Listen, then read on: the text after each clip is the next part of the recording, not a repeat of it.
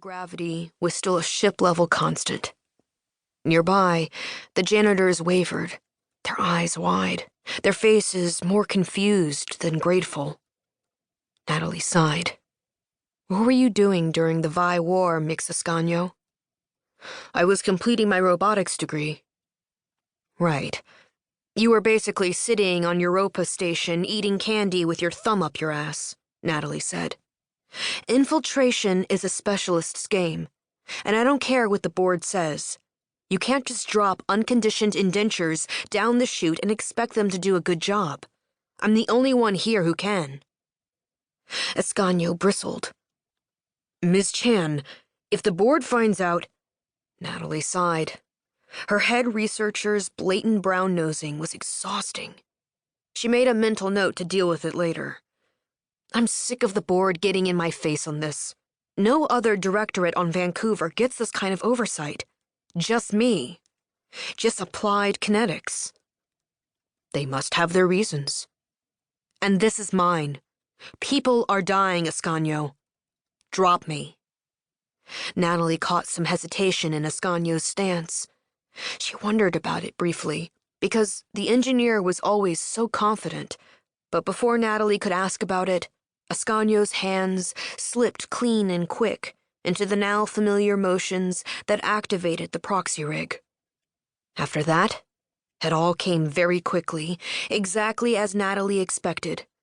The prick of the needle, the rush of the meds, the ache of being poured into the proxy puppet pancreas first, followed by the silence of her beating, thrashing heart, and the sheer animal panic of, death, death, this is death, until the puppet's HUD matrix smashed straight into her prefrontal cortex, jerking her awake, bringing her boggled senses back online.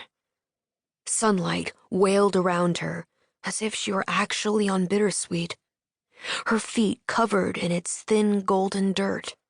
Natalie struggled to stand and walk, feeling sudden, stabbing adrenaline spike behind her sternum.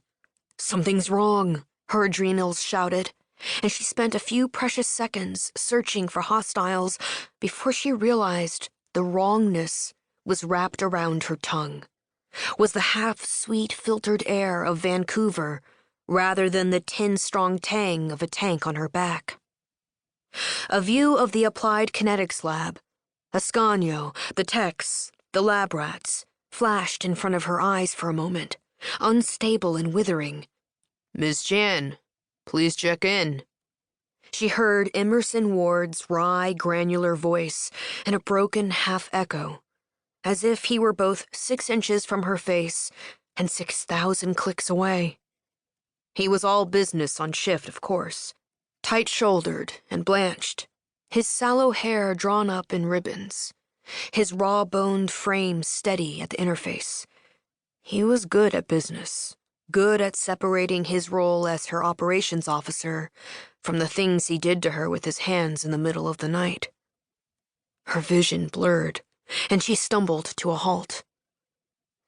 You're messing with my immersion, Mr. Ward, Natalie said, feeling a sudden saber-sharp headache. Can you use the interface on the other side of the room so I don't hear you twice? He went quiet for a moment. She heard faraway boot strikes, and his voice adjusted to fit the tinny suit speaker she was used to. Better, sir? Somewhat. Acknowledged. Mixascanio and I would like to go through the pre-engagement tests. No time, Natalie said. My head feels like someone's put a spike through it. I want to get this done.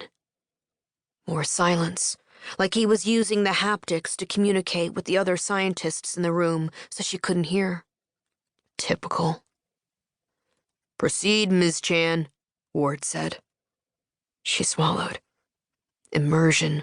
She needed to stay immersed in this. I'm the one on the ground. I'm on bittersweet. There is only a half-inch of fabric and plasteel between me and sucking down certain death. She lied to herself.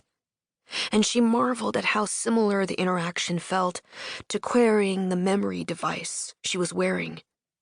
No, she reminded herself, that her body was wearing back on Vancouver.